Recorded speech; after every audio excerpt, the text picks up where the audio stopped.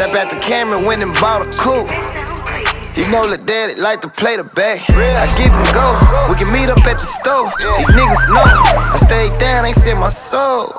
40 motherfucking thousand, got them staring at me. Did everything in this world but keep a bitch happy. Lost some shit I really love, I just kept rapping. Definitely disagree or agree with me. At the end of the day, I'm a man. So it's just like, I know when I wake up, right, and I look in the mirror and my mother.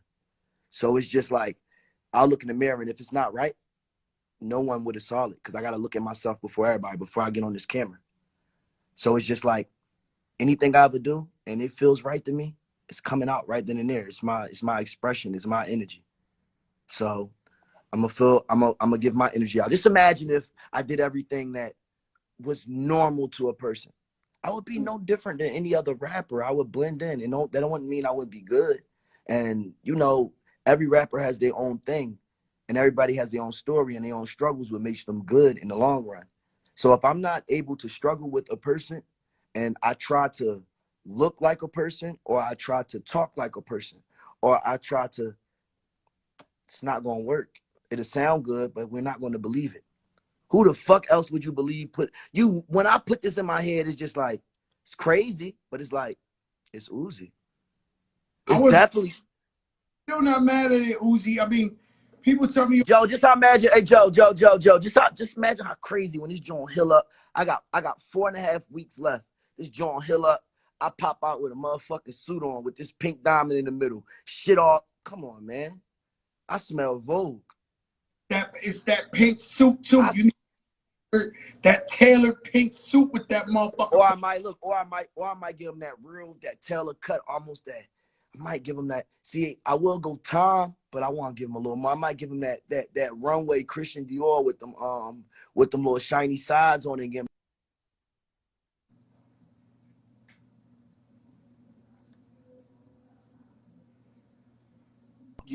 I might not even go pink though. I might go a whole nother color. This shit shine all different type of colors. I might go mauve on them motherfuckers. You feel me? Hello, I bounce off that bitch. You know what I'm saying? It's a lot of colors. I'm not mad at that, man. We come from kings and queens, man. We come from Egypt.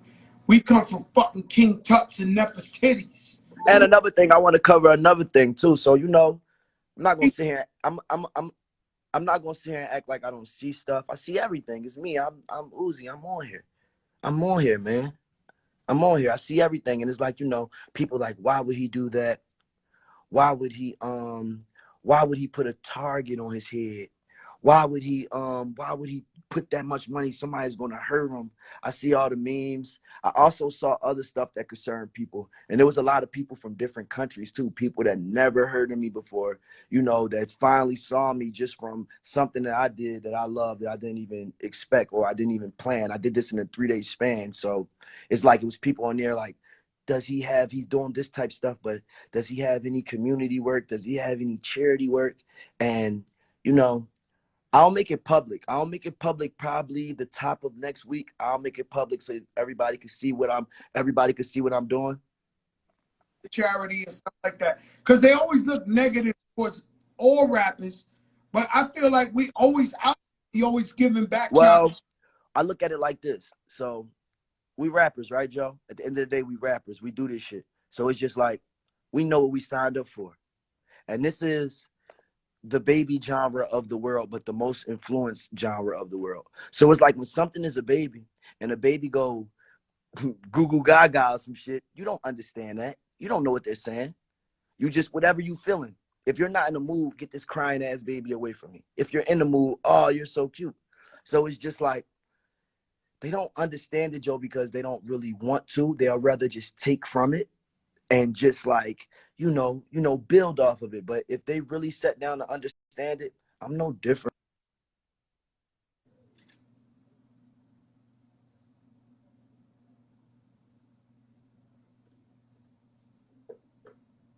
Real big award that one day I hope I get. Some rock star shit. I mean, you already got it. You know what I'm saying? So you already got it. You're one of the biggest in the game. Kids love you. They look up to hip hop in the whole. I was telling somebody earlier, my man Joe player. I had an interview with him, and I was like, "Yo, hip hop in the whole is just growing. Hip hop is the youngest." It won't never, Joe. We'll be dead and gone, Joe, and this shit's still gonna be growing. It's gonna be a motherfucker out here doing the flow I had in my head that I couldn't get off, and they're gonna do it. They're gonna fucking do it just because they really, really love it. Everybody, I love it. Like I love it. No matter how much I can sit back and don't. People don't usually hear me get this vocal. You know that, right? They usually don't hear me get this vocal. Like people don't usually hear me talk like this. Yeah, I know you don't really give interviews and all that, my brother. Mm-hmm. Yo, man, this the biggest fucking show in the game, though. Oh, I'm in tune. Don't think I'm not in tune. I see what you're doing. I respect it. That's why I'm here. I respect it. At the end of the day, this is a platform for me. I always said to myself, right? I'll tell you a story real quick. Oh, I was only about 15, 16. I was at a rap convention. They used to do these rap conventions. And then they would have panels with the biggest rappers up there answering questions. And one day, somebody got up. This when Busta Rhymes and them just started. It was like, yo, what you to the new school? And one of the rap guards that I look up to so much, he was like, yo, I ain't really feeling them young niggas. I'm not really rock. And I was like, oh my God, this is an old hater. He's a hater. And from that point, I said, yo, if I ever get on, I would never disrespect the youth. I would never, ever disrespect the youth. I would always embrace them. And I learned that since I was a kid. Shout out to Desiree. Desiree's on the check-in. Yo, I can't believe you got everybody watching. Let me tell you, I'm going to tell you some real shit. So it's like this. So I've been out for about 6 years, 6.5 years. I've been rapping since the end of 10th grade, right? So it's like, I'm 26 now. So it's like, I haven't seen a lot. It's a lot that I have to experience that I haven't been through. But one thing I can say is, and this is some real shit. So I understand they're not haters all the time. And I'm going to break something down to you. They're not haters. If you've been getting your haircut, Joe, from the same person for 15 years, and a new nigga, you go in the barbershop and a new nigga is in his chair, you're not going to get your haircut. You're not going to get your haircut. You're not going to get your haircut at all. You're not going to do it. So it's like, sometimes people don't like change, the shit I was talking about. And even, and it takes a little bit longer. Like it's so many, and it's like, it's so many people that embraced me from the jump, like just from the beginning. So many people that embraced me from the very beginning. But then there's some people that didn't embrace me. And I'm not mad at them because they didn't understand it. Sometimes it takes a crowd. It takes a crowd of people to show them, this is it. Sometimes it takes them to go to the club and they play my record and they see how people react to be like, okay, I wasn't tripping. This is it. It just is life, bro. It is what it is, bro. You know how many times, bro, my mom, bro, you wanna know my mom was texting me, Joe? Do not put no fucking diamond in your fucking face. Just like that. My mom texted me that 100 times. And I respect my mom dearly. It actually was on my mind. If I can remember it right now, it's gonna be on my mind for the rest of my life. My mom told me. My grandma texted me. My grandma is totally different, Joe. My grandma actually favorite is Lil Wayne. So when I first put a face tat on my face when I was a teenager, my grandma didn't get mad. My grandma said, well, at least they did it neat. So it's like, right. So it's just like my mom and my grandma is two different people. But at that moment, it was so different to them. It's something they never saw. They said, do not, both of them. My grandma don't even curse, Joe. She said, do not put no fucking diamond in your head. And then I called you hear me? Then I called my grandma and called my mom, and I had a diamond in the middle of my head. Yesterday, my mom's a trip. You know what I'm saying? They be saying some shit, and you just be like, yo, don't worry, I got this. Y'all good. I got this. Shout out to Mike Kaiser, Julie. I mean, the planet Earth is on the chip. Oh shit, I got off topic. Wait, what I was trying to cover was, so I was in the game for 6 years and shit so far.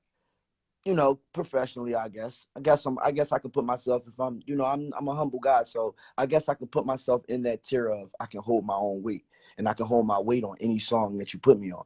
But I remember I saw the difference. And I remember when I saw the difference, and just because I've been through so much, Joe, of being a different rapper, I came in with the bags.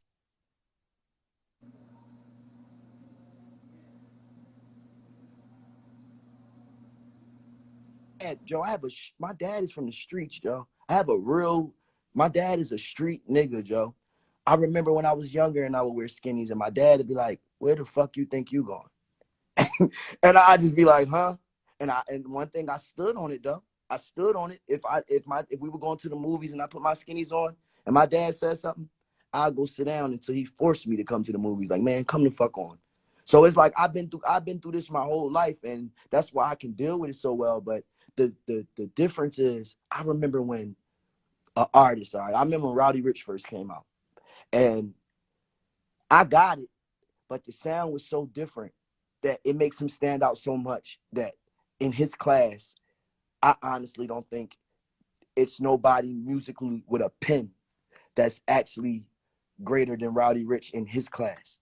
So when I saw that, I got it. I'm like, it's always going to be people that's like, oh, I don't fuck with that. Ooh, ooh. But I got it. I told him, I said, bro, that song about that's a genius. Like, it's a genius. Like, and I go from not even the words. The words is super genius, but just from the elements, the way he made his voice into an instrument in the back of the song, like just little shit that stood out that I said, oh shit, like this is part of the future. So it's like, damn, I'm glad I'm not gonna be here by myself. Shit like that. Like that's what I'm saying. Like I embrace it. Like I get it. Like I work with a lot of up and coming Joe. I work with people that have their own waves. Like it is what it is. Like even my main producer. My main producer was no one that is established, but you know, we didn't went platinum over 4 or 5 times already. So, you know, it's just about that new, man. Who don't always want to be fresh, man? I'm a fresh nigga, Joe. I'm a fresh nigga at the end of the day, okay? Hold on, I'm a fresh nigga at the end of the day, all the time, every day. It don't matter. Good Valentino with the studs. Like it don't matter what's going on. Like I got my bag on right now. I don't give look, I'm good Celine. So it's just like you know, I'm just Hey yo, Uzi, shout out academics. He said you the GOAT. He on here in the comments. He said yeah. you the Who act a good guy. I mean, I never really met Act like that. I saw Act one time though. He was at he was at one of my shows, and everybody tried to give him hell and all that. And I told him, relax, we're gonna enjoy the show, leave him alone, and they let him enjoy the show. I talked to him briefly, like just not even talk to him. I said a hi and bye, not for no personal reasons or anything. I just didn't really get to talk to him, but Act's a good guy. Act usually, you know, I don't speak on everything else that he covered, but usually when it comes to me and I see it, he usually covers me in 100% like positive feedback way. So he's good. He's cool. he's cool. Yeah, I like him. He Yeah. I get it. You know his job. I get what his role is and his shit.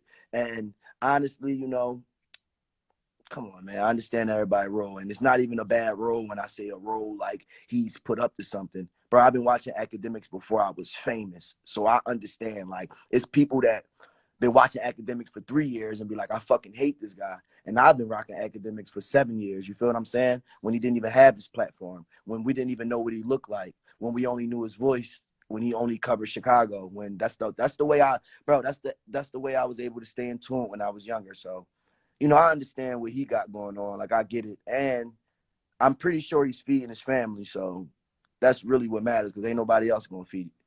got Elliot Wilson on the check-in. Um, you know, everybody tuned in, man. Everybody love Uzi and what he got to say, the Lil Prince. Let me leave you off with this, Uzi.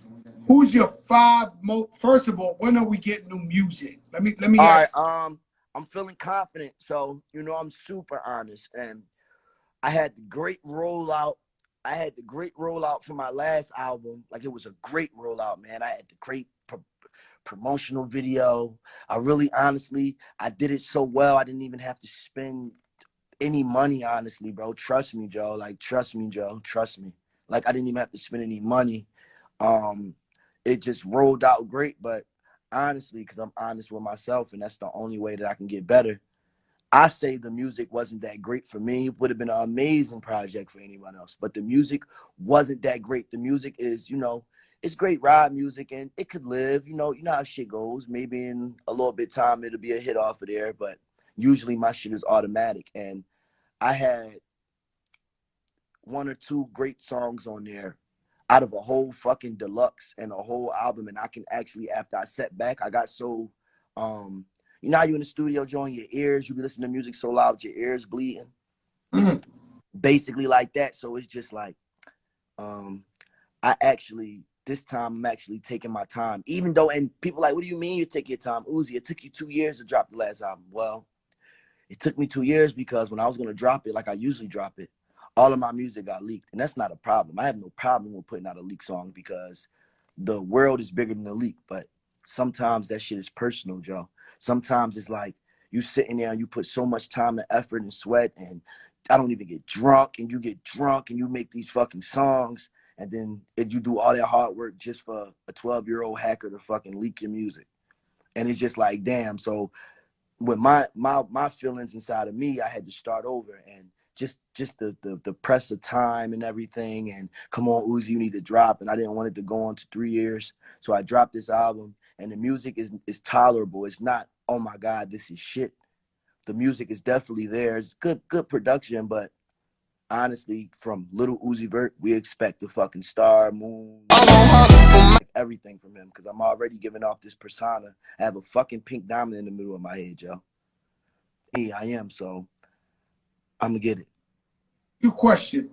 Who all time that have influenced you, that influenced enough? So the first rapper that I ever learned lyric for lyric was Mike Jones. That's the first rapper I learned.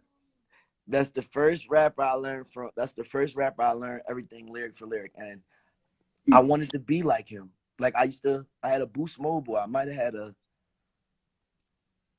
No, it wasn't my i850. It was before my i850. I had a Boost Mobile, and my mom would give me, $15 and all that. I get phone cards and shit, and I would spend all my money calling Mike Jones' number because I wanted to talk to him. Remember I he had wanted. number? I remember the number by heart. So right now to this day, 281-330-8004. So like I always, bro, I always got there. I'm like, I always like, I don't know. It was just crazy. It was just, I felt that star power from him. Like I just felt it. Like he had that star power, and that was the first one. And then after Mike Jones, of course, I learned Lil Wayne. I wanted to be Lil Wayne. I would talk when I was younger. Girls would say I look like Lil Wayne, so I would run with that. And I would wear the fedoras, and I would wear the tight polo tees with the skinnies, and wear the Vans and shit. And back then, you know what's crazy? This is why my parents don't be on my ass that much. Back then, I ordered a fake piercing off of Amazon, and it was a magnet, and I had it right here, and I used to wear it every day like I was Lil Wayne. I used to wear that shit every day like I was Lil Wayne. So that's two. It's a lot with me though, because bro, you can look at me, you can see me. It look like I'm a hip hop Frankenstein, bro. It's like they didn't put me together from all of this shit. Everything, Joe. Like everything, Joe. You wouldn't even believe it, Joe. When I was younger, I was a Remy Ma fan. Remy Ma, huh? Yes, because of my aunt. My aunt, I got an aunt, and she's a real, like, she's my aunt gangster, Joe. I got a gangster. Yeah, my mom's sister, I got a gangster aunt, and my aunt definitely a little different. She gangster though. So my aunt is like she one of them girls from the hood that was the DMX fan and the Remy Ma fan. So yeah, like definitely shit like that. Oh, I was a big Corrupt fan growing up because Corrupt is actually low key a Philly native on the low. A lot of people don't know that. He's a Philly native. Like he's definitely, and he can rap. And it was so cool because I knew it because he was always a little different. Like everybody could rap, but he had that East Coast mentality, but that West Coast swag, you feel me? So it was crazy. Look, guys from the East Coast too, that if you listen to the music, he Hold was on, Joe. Who that? Oh no, Nino Brown 305. Put some. No, it ain't glue on it. It's actually pierced through my shit, bro. It gotta be. I gotta let it heal for 6 months. I'm gonna hustle for mine. And it was 24 million, Nino Brown. And I like your crown, sir. Oh yeah, go ahead. In there, he talking this shit. Mm-hmm. Well, even like Tupac, when he had his crew, they was from Jersey, and they was spitting East Coast style on them records. The Outlaws, and you like, damn, this East Coast guys rocking with Tupac when it was all that West Coast. But just like you said, Corrupt, he from Philly. He got down with the Dog Pound. You got one more if you got one more in you, my brother. If I got one more, I can't. I gotta say Young Thug. You wanna know why? And this was later in my life. So I used to listen to I Came From Nothing too, just all that shit. And I used to watch when Young Thug, I used to watch on YouTube when Young Thug used to perform at the little how would I say, the little skating rink shits, like pull up. And the reason that he was such an influence to me, because he was almost like a mythical creature back then. It was insane, Joe. Like, you don't even get it. I'm in a younger crowd, so I actually knew before the public. Like, not even before the public. I'm not from Atlanta, so everybody out there knew about that man before me. Atlanta and around Atlanta, Georgia, whatever. But just where I was from, I felt like I was the first person in the fucking world that was listening to him. I felt like that. Like, I really felt like that. Like, I felt like that. And then what made it even more crazy, when I moved to Atlanta, when I started my career, he just embraced me. He embraced me. The first day I met him, he embraced me. And he already knew who I was. So that was like a big A+. Just like, you know how they always say, you never should meet who you really love? So I met him, and it actually was the total opposite. Like, he definitely is a big influence on my career right now. The beginning. I like people, and I look up to them, and when I meet them, they assholes, and they, yo, bro, that happened to me. Bro, that happened to me, bro. I could sit here and, bro, that happened to me. See, the type person I am, I'm a very forgiving person, because, Joe, I'm in the fucking industry, Joe. Look at me, bro.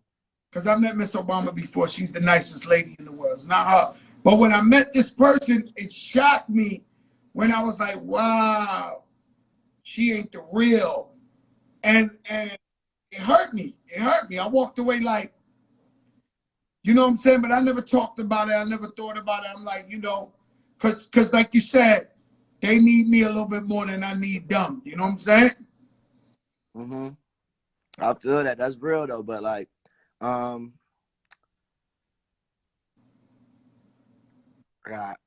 gotta get to work, Joe. My brother, you do your thing. You gave us enough. Your fans are happy. We appreciate. And I'm not capping either. Don't think I never lie. I gotta get to work. Look where I'm at, Joe. I'm right here, Joe. Right here. As soon as we get out, we going in. Let me tell you something. I'm here too. You talking to the wrong guy. I'm here too. We Hey, in there too. and Joe, honestly, shit, you after this, I'ma DM you, tap me in, so you know. Tap me in so I can whatchamacallit, so I can get to that next level with that production. Cause you, Joe, you know, to this day, bro, I was at the Super Bowl, Joe, and they're playing your songs at the fucking Super Bowl. And I would love that longevity, and definitely more so, like, I understand we like homies, but more so like just with music, just on a mentor level. So I'm definitely gonna tap in, just so you know. Thank you so much. Right, Oos? Thank you for having me too, bro. For real, for real. I really respect this shit. You got this shit going. This is gonna get astronomical. Your podcast, your show. This is bigger than a podcast. The Joe Cast is gonna goddamn be bigger. It's gonna be bigger. It's gonna be bigger than you ever thought, bro. Ever. Watch. I already know it. Wait. What you say? What you say? I said we got Kodak Black coming on next week. Oh, for real? Yeah, you know, he just came home, so he tapped me, said, yo, Crack, I'm coming on the show. Oh yeah, that's good. I know. I saw him came home. I saw that. I saw him and shit. I saw him. He got some new jewelry and shit. You know, I be looking at jewelry and shit. Huh? Say it again. That shit breaking up. Say it again. Work, my brother. All right. Yeah, I'm gonna tune in.